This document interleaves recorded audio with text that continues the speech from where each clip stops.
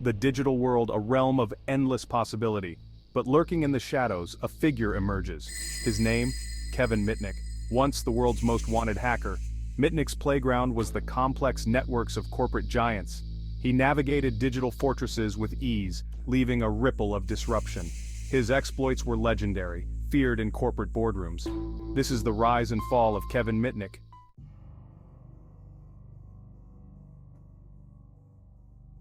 Kevin Mitnick's story is one of curiosity turned obsession.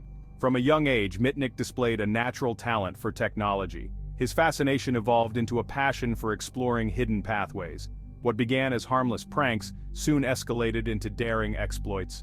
Corporations like IBM and Motorola became his proving grounds. His acts were a challenge to the established order. This relentless pursuit set him on a collision course with authorities. He became a digital ghost, hunted by the very forces he challenged.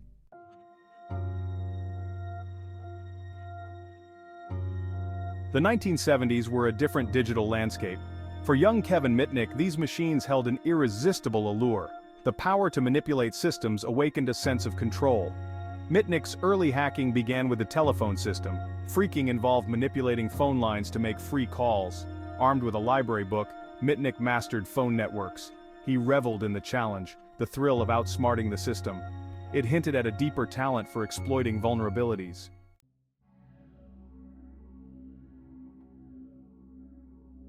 Mitnick discovered the most effective tools weren't code but human psychology. The weakest link in any security system was often the human element. He honed his skills in social engineering, relying on deception and persuasion, impersonating employees, feigning authority, spinning stories to gain access. People complied if they believed the person on the other end was legitimate. Mitnick bypassed sophisticated security measures through manipulation. His exploits proved technology could be compromised by exploiting people. This skill made him a ghost in the machine, slipping through cracks.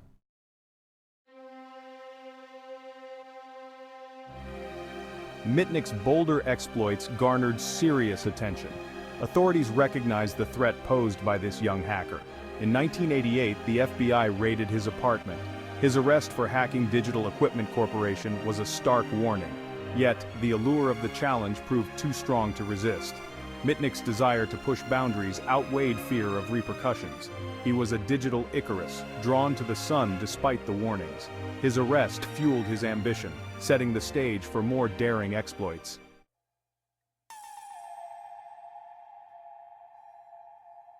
The late 80s and early 90s marked a turning point. Mitnick's hacking evolved into something more defiant. He became a digital outlaw, challenging corporate giants. His targets included IBM, Motorola, and Sun Microsystems.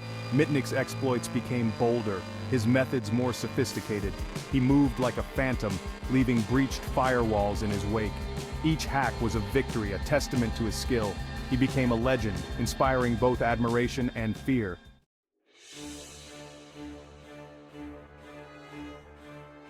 Mitnick's breaches of IBM and Motorola were audacious. These were calculated operations, meticulously planned. Infiltrating IBM was about proving a point. IBM's security was considered impenetrable. Mitnick saw it as a challenge, a puzzle to be solved.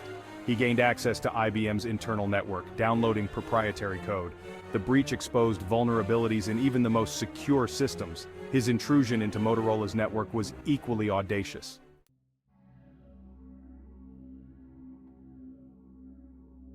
Mitnick's notoriety grew, and so did efforts to apprehend him. The FBI considered him a top priority. Mitnick's ability to evade capture became legendary. He constantly changed locations, used aliases, and exploited weaknesses. He moved like a phantom, leaving false trails. Mitnick monitored police frequencies, staying ahead of the dragnet. He became a ghost story in the FBI, a reminder of their inability to catch him. The pursuit became an obsession, a global cat-and-mouse game.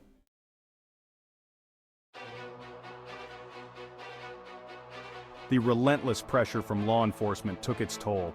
Authorities turned to aggressive tactics, enlisting former hackers. Tsutomu Shimomura, a security expert, joined forces with the FBI. Shimomura's expertise was invaluable in tracking Mitnick. With his help, the authorities began to close the net. They tracked Mitnick's online activity and communications. The cat-and-mouse game was entering its final act. Mitnick's luck was about to run out.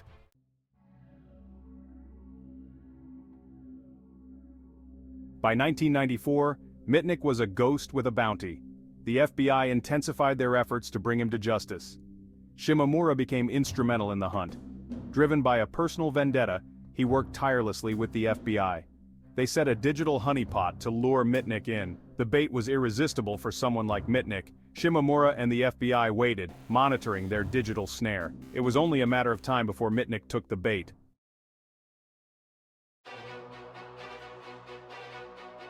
The trap worked. Mitnick took the bait. His digital fingerprints appeared on the monitored systems. Every keystroke was tracked by Shimomura and the FBI. Mitnick navigated the virtual landscape, unaware of the trap.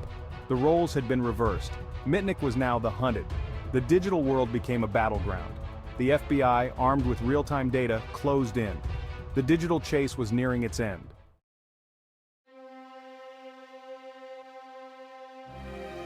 In February 1995, the digital dragnet closed in. FBI agents converged on an apartment in Raleigh, North Carolina. The ghost in the machine was finally within their grasp. The element of surprise was crucial. Mitnick had let his guard down, feeling secure in his mastery. The FBI moved swiftly, their target unaware until it was too late. The arrest sent shockwaves through the digital underground. Kevin Mitnick, the phantom hacker, was now a captive. His reign ended.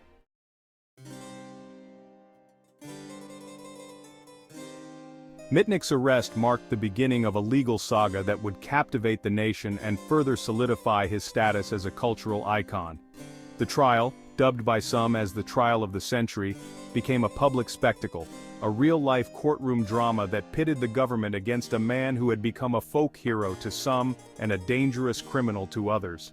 The prosecution painted Mitnick as a ruthless cybercriminal, a master manipulator who had caused millions of dollars in damages and threatened the very fabric of the digital world. They presented evidence of his numerous intrusions, his theft of proprietary information, and his blatant disregard for the law. The defense, in turn, portrayed Mitnick as a brilliant but misguided hacker, a modern-day Robin Hood driven by intellectual curiosity rather than malicious intent. They argued that he had never profited from his exploits, that his actions were more akin to digital trespass than grand larceny. The trial became a battleground for competing narratives, a public forum for debating the nature of hacking, the ethics of cybersecurity, and the limits of freedom in the digital age. The world watched as the fate of Kevin Mitnick, the hacker who had challenged the very definition of crime in the digital age, hung in the balance.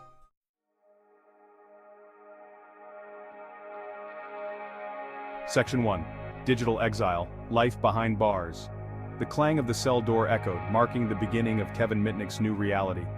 Gone was the freedom of the digital world, the thrill of the chase. He was now inmate number 31467-034, confined to a cramped cell. For a man who once roamed freely through cyberspace, prison was a cruel punishment. The isolation was profound, the lack of access to technology, agonizing. He was a digital ghost, trapped in an analog cage. The days stretched into weeks, each one a grueling exercise in monotony.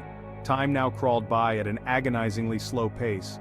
He filled the empty hours with reading, writing, and contemplation. The digital world he once ruled now seemed a distant memory. Yet the allure of technology never truly left him. It flickered like a pilot light within him, a reminder of who he was.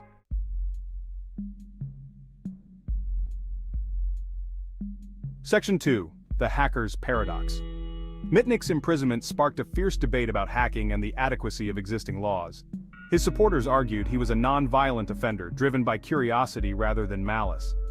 They pointed out he never profited from his exploits, likening him to a prankster. Law enforcement countered that Mitnick was a dangerous cybercriminal causing significant damage. They argued his actions could disrupt critical infrastructure and compromise national security. The media portrayed Mitnick as both a villain and a folk hero. He symbolized the tension between the freewheeling early internet and the need for law and order.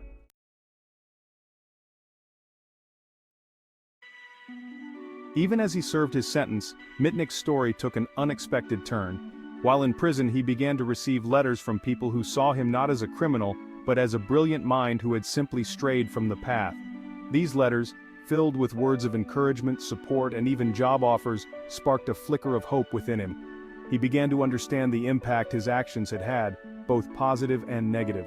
He realized that his skills, once used for personal gain and notoriety, could be harnessed for a greater purpose to help others understand and mitigate the risks of the digital world he knew so well. This realization marked the beginning of Mitnick's transformation. He began to envision a future where he could use his knowledge and experience to educate others about the importance of cybersecurity, to help them protect themselves from the very threats he had once posed. This glimmer of redemption, this desire to make amends for his past, fueled his determination to turn his life around. He knew the road ahead would be long and arduous, that the stigma of his past would likely follow him forever. But for the first time in a long time he had a purpose, a reason to believe that even a convicted hacker could find redemption in the digital age.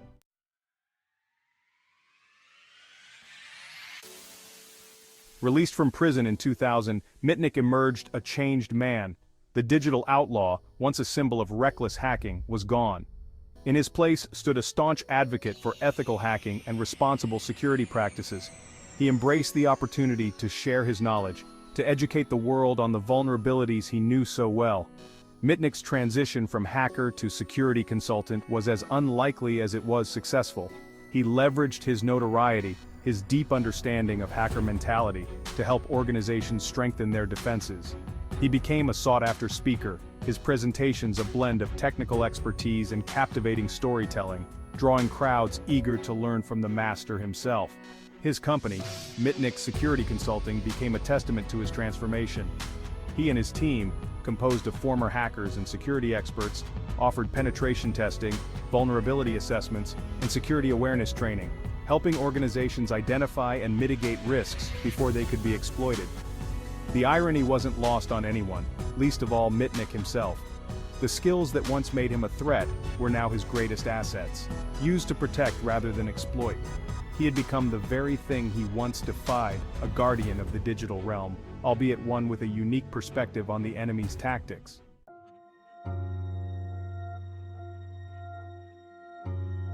Kevin Mitnick's story is a complex tapestry woven from threads of brilliance, rebellion, and redemption. He was a product of his time, a child of the digital revolution who pushed the boundaries of technology and challenged the very notion of security in the information age.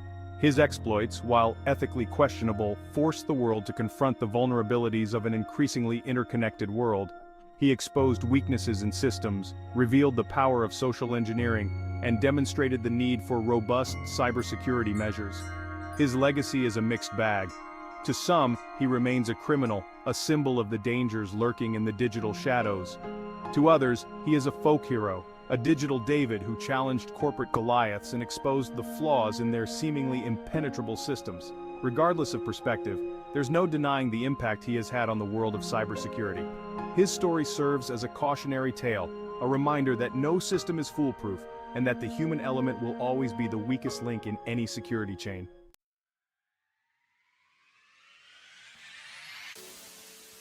In the years since Mitnick's arrest and subsequent redemption, the digital landscape has undergone a dramatic transformation. The internet, once a niche playground for tech enthusiasts, has become an indispensable part of our daily lives. We live in a world of smartphones, cloud computing, and the Internet of Things where every device is a potential entry point for malicious actors. The threat landscape has evolved as well. Gone are the days of lone wolf hackers driven by curiosity or notoriety. Today we face organized cybercrime syndicates, state-sponsored actors, and sophisticated malware designed to steal data, disrupt operations, and sow chaos. In this ever-evolving digital battleground, the lessons learned from Kevin Mitnick's story remain as relevant as ever. We must acknowledge that no system is impenetrable, that human vulnerability will always be a factor, and that the most effective security measures involve a combination of technology, education, and vigilance. The future of security lies in our ability to adapt, to anticipate new threats, and to foster a culture of cybersecurity awareness. We must learn from the mistakes of the past, embrace the lessons taught by those who have walked on both sides of the digital divide, and work together to create a safer and more secure digital world for all.